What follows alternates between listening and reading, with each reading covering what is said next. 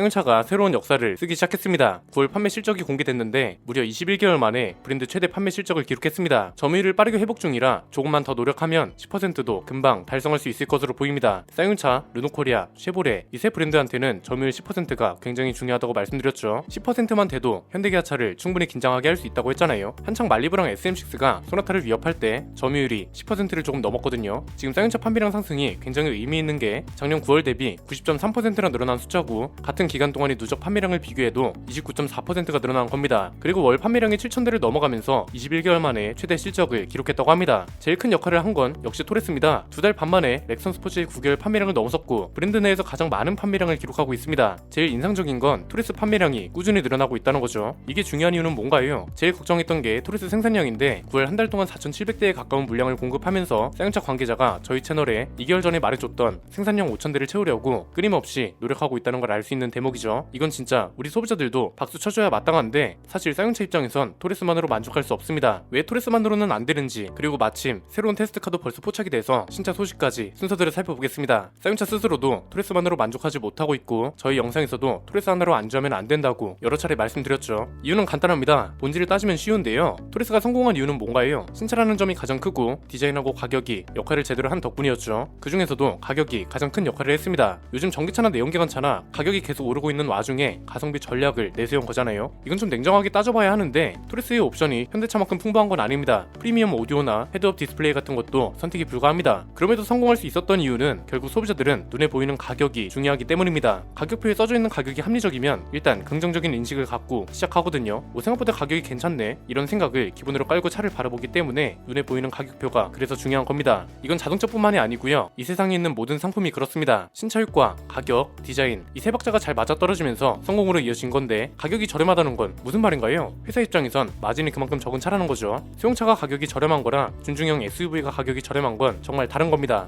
소형차는 가격이 저렴하고 마진이 적은 것도 당연한 거고요. 그 이상인 차들은 일정 수준 이상이 적정한 가격을 책정해서 마진도 당연히 소형차보다 많아야 합니다. 그런데 토레스는 가성비 전략을 택한 이상 일반적인 준중형 SUV만큼 이상적인 마진을 남길 수 없게 됐고 여러가지 경로를 통해서 취재를 해본 결과 실제로 토레스 마진 자체가 그렇게 많은 게 아니라고 말씀드렸잖아요. 그래서 쌍용차한테는 토레스 이후의 신차가 더 중요하다는 게 지난번 영상의 결론이었습니다. 쌍용차는 라인업을 늘리든지 토레스보다 조금 더 비싸게 팔 수 있는 차가 필요하다고도 말씀드렸습니다. 왜? 라인업을 늘리게 되면 토레스만큼 판매량이 나올 신차들이기 때문에 마진이 상대적으로 적어도 회사의 판매량 총량 자체가 늘어나니까 영업이익은 늘어날 수밖에 없습니다. 완전한 박리담회는 아니더라도 간접적 박리담회가 가능하다는 거죠. 이 중에서 쌍용차한테 좀 더 현실적인 건 라인업을 빠르게 늘리는 것보단 토레스보다 조금 더 비싸게 팔 수 있는 차를 빨리 출시하는 겁니다. 라인업을 늘려야 한다는 건 그만큼 빠르게 많이 개발해야 한다는 거잖아요. 이렇게 되면 짧은 기간 동안 많은 돈을 들이게 되는 거고 쌍용차는 아직 영업이익을 제대로 끌어올리지 못했고 적자도 아직까지 해소되지 않았기 때문에 애초에 쏟아부을 수 있는 개발 비용이 많지 않습니다. 그래서 토레스보다 좀 더 비싸게 받을 수 있는 차가 필요하다고 한 건데 쌍용차가 실제로 그런 차를 개발 중입니다. 테스트카가 벌써 포착됐습니다. 이 차의 특징 그리고 이 차가 주는 시사점은 크게 세 가지로 정리할 수 있습니다. 첫 번째는 우선 테스트카 사진부터 볼까요? 토레스 전기차인데 아마 저희가 최초로 공개하는 게 아닌가 싶습니다. 스포일러 구독자분께서 제보를 해주셨는데요. 생각했던 것보다 디자인 차이가 좀 큽니다. 일단 헤드램프를 보면 와 이게 뭔가요? 전기차라고 아예 확 바뀌어버렸죠. 보닛 중앙까지 헤드램프가 이어지는지는 모르겠지만 스타리아처럼 본닛 라인을 쭉 따라서 양쪽 헤드램프가 얇게 디자인됐다는 걸 알 수 있습니다. 이건 진짜 완성차가 어떻게 나올지 궁금하네요. 충전구는 운전석 문 쪽에 있는 걸 알 수 있습니다. 주유구 위치에 있었다면 더 좋았을 것 같긴 한데 타이칸이나 볼트 같은 차들도 이쪽에 충전구가 있거든요. 아예 전면부에 있는 것보단 이게 낫긴 하죠. 전면부에 있으면 무조건 전면 주차를 해야 하는데 이건 후면 주차를 해도 충분히 충전할 수 있는 거리가 되니까요. 후면부는 내연기관 토레스랑 다른 게 없습니다. 아직 테스트카라서 전용 디자인이 적용되지 않은 건지 아예 똑같이 나오는 건지는 아직 알 수 없습니다. 일단 확실한 건 전면부만 위장막을 씌웠잖아요. 위장막 사이로 보이는 디자인 변화가 꽤 크기도 하고 앞쪽만 위장막을 씌웠다는 건 그만큼 전면부의 변화가 상당히 크다는 거겠죠. 실내도 포착이 됐는데 대시보드 디자인이나 레이아웃은 거의 그대로입니다. 그런데 정말 큰 변화가 하나 있습니다. 변속 레버인데요. 내연기관 토레스는 일반 변속 레버가 들어가서 아쉬웠는데 토레스 전기차는 렉선에 들어가는 것과 똑같은 전자식 변속 레버를 장착합니다. 이거 하나 들어갔다고 훨씬 고급스러워 보이죠. 두 번째는 왜 하필이면 토레스 전기차가 중요하냐 이건데 제일 큰 이유는 보조금입니다. 전기차 보조금의 취지는 뭐라고 했나요? 국가의 전기차 보급량을 늘리면서 미세먼지나 배출가스 배출량을 줄이고 자동차 회사들도 전기차는 완전 처음 만드는 경우가 많잖아요. 그러니까 기업의 연구개발비 지원 역할도 하면서 기업들이 도태되지 않도록 하는 역할도 하는 거죠. 보조금이라는 건 개인이 차 사는데 세금을 쓴다 그러면 안 되고요. 이렇게 넓게 봐야 하는 영역입니다. 애초에 우리나라만 전기차 보조금을 주는 게 아니잖아요. 그렇게 따지면 유럽이랑 미국은 왜 보조금을 퍼주겠어요? 자, 회사 입장에서 봐야 할 건 연구 개발비를 지원한다는 사실입니다. 이 말은 뭐냐면 토레스 전기차를 내연기관 토레스보다 더 비싸게 팔아도 국가가 영업이익을 보장해준다는 소리죠.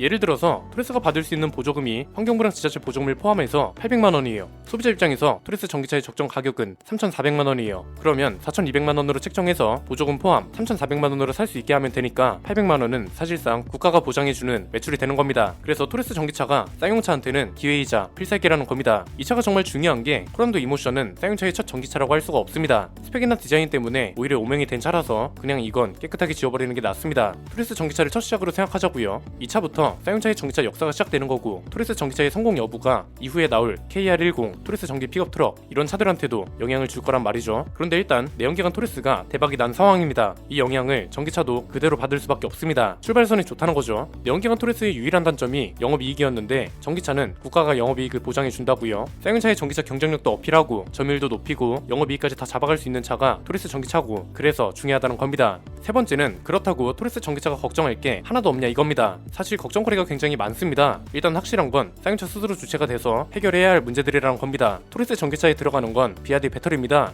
사실 배터리 브랜드 자체는 구매 결정에 큰 영향을 주진 않을 겁니다. 이미 비아디가 세계 순위권에 있기도 하고 전기차 배터리 화재는 브랜드 상관없이 모든 배터리 회사와 자동차 회사가 해결해야 하는 문제입니다. 구매 결정에 영향을 주는 건 따로 있습니다. 리튬이온 배터리가 아니라 리튬 인산철 배터리가 들어가는 건데 상대적으로 리튬 인산철 배터리는 에너지 밀도가 낮기 때문에 주행 가는 거리에서 손해를 볼 수밖에 없습니다. 이걸 쌍용차가 어떻게 홍보하고 이미지를 어떻게 만드느냐에 따라서 토레스 전기차뿐 아니라 앞으로 나올 쌍용차의 모든 전기차의 운명을 결정할 겁니다. 리튬 인산철 배터리도 과거보다 기술력이 좋아져서 350km 이상은 나올 수 있을 겁니다. 토레스 전기차도 이 정도 주행거리가 나올 거라고 몇 개월 전에 말씀드렸는데 이왕이면 암묵적인 허용치인 400km를 넘어간다면 더 좋겠죠. 어쨌든 리튬이온 배터리보다 손해를 볼 수밖에 없기 때문에 이런 걸 어떻게 장점으로 승화시키고 어떻게 이미지화 시킬 건지를 고민해야 할 겁니다. 일단 가장 큰 무기는 화재 위험이 비교적 낮다는 거죠. 에너지 밀도가 낮다는 건 그냥 쉽게 말하면 압축이 덜 되어 있는 상태이기 때문에 상대적으로 더 안전하다는 소리거든요. 이걸 무슨 리튬 인산철 배터리는 무조건 불이 안 난다고 중국 전기차 화재 못 봤냐 이렇게 따지는 사람들도 있더라고요. 아니 세상에 불안나는 차가 어딨나요? 자동차라는 게 가장 안전해야 할 기계 장치인 건 맞지만 화재를 100% 막을 수는 없습니다. 상대적으로 화재 위험이 적다는 점을 가지고 무조건 불이 안 나야 하는데 왜 나냐고 해버리면 이걸 뭐라고 설명해요? 쌍용차는 이런 억지마저도 잠재울 수 있어야 합니다. 이게 진짜 중요한 이유가 주행 가는 거리가 450km 이상 나오기는 굉장히 힘들 겁니다. 이렇게 되면 토레스 전기차의 출발선이 아무리 좋다고 해도 결국 평가와 판매량은 코란도 이모션 꼴이 날 수밖에 없습니다. 겨우 스펙 하나 공개됐다고 출시도 전에 이런 이미지가 만들어지면 이 부정적인 이미지가 KR10하고 토레스 전기 픽업 트럭까지 영향을 줄 겁니다. 최근에 쌍용차가 인수 절차를 마치고 조직 개편도 마무리했다고 합니다. 완전히 새 출발을 하는 거나 다름없고 토레스보다도 전기차가 새 출발에 더 큰 의미가 될 수밖에 없기 때문에 홍보팀을 비롯한 모든 관계자분들이 토레스 전기차의 장점을 어떻게 어필할지 깊이 고민해 주시길 건의드립니다. 오늘 내용은 여기까지입니다. 내용이 유익하셨다면 구독과 좋아요 알림 설정 부탁드립니다. 저는 김승현 안PD의 스포일러 안PD였습니다. 감사합니다.